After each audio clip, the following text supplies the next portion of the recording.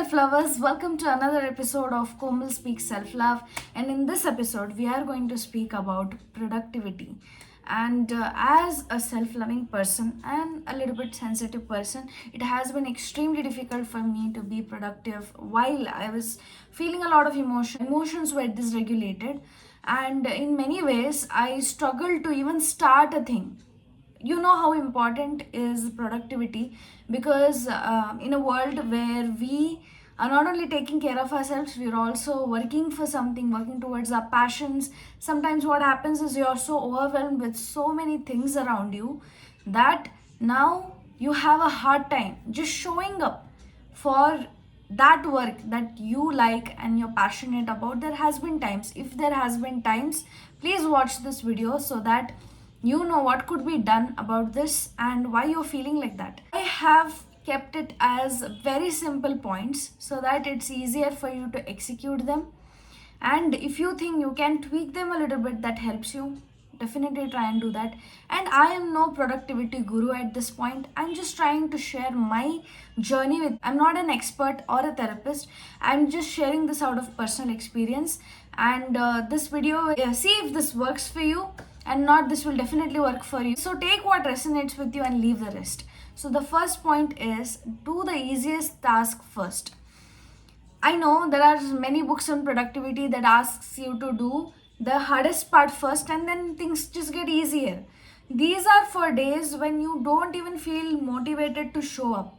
So you do the easiest task and then you feel like, oh my god, this was not as scary as I thought it was, right? And then you feel like, oh, I can do this, I'm able to do this. So for some people this works out, so try it out. The hack number 2 is journal.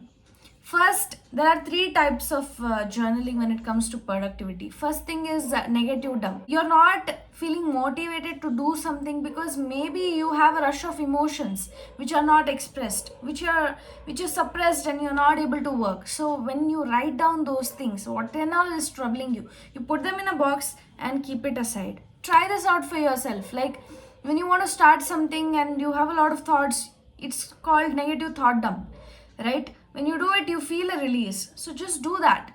Or no rush to start it. Actually, just do it for the sake of making yourself feel good. Second is clarity. I think when we think of productivity, we feel that, okay, we are supposed to sit here and on a study table and everything is going to just come to you naturally. It will fall into your laps. But that's not true. Maybe you're not starting because you feel overwhelmed. You feel like this task is way too big. And what will help in that manner, right?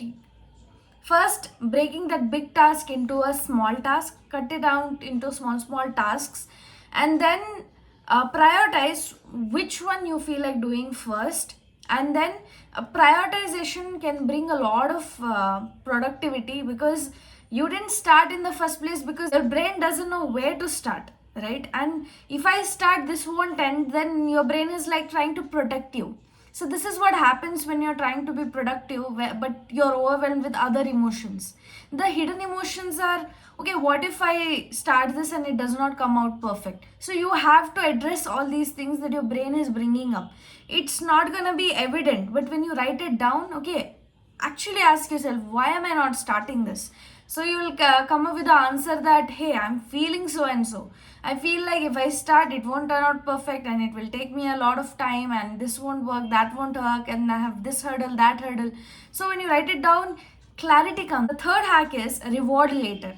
I've always been a person who rewarded myself first and then did any kind of work. But then I think there's a weird joy in actually doing the work and promising yourself a reward and giving that to yourself. I had a friend who would do things first and then he would enjoy. He would watch cricket match, or he would watch something comedy that he wanted to. So there are a lot of people like this who put joy later, so that this process of work seems okay, I can get through this.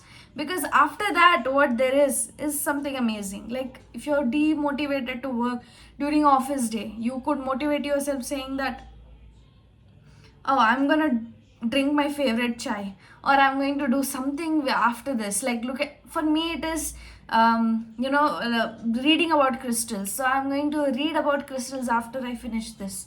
So this may not work all the time, but if it is working, try this out. The fourth hack is spotting burnout. Useless works. Okay, spotting burnout. Sometimes burnout happens and you're still pushing yourself to be productive. That's not a way of going about it. Burnout is a space where you're feeling like whatever you do, it doesn't matter. You have not rested enough. You just feel blank because there's too much going on, right?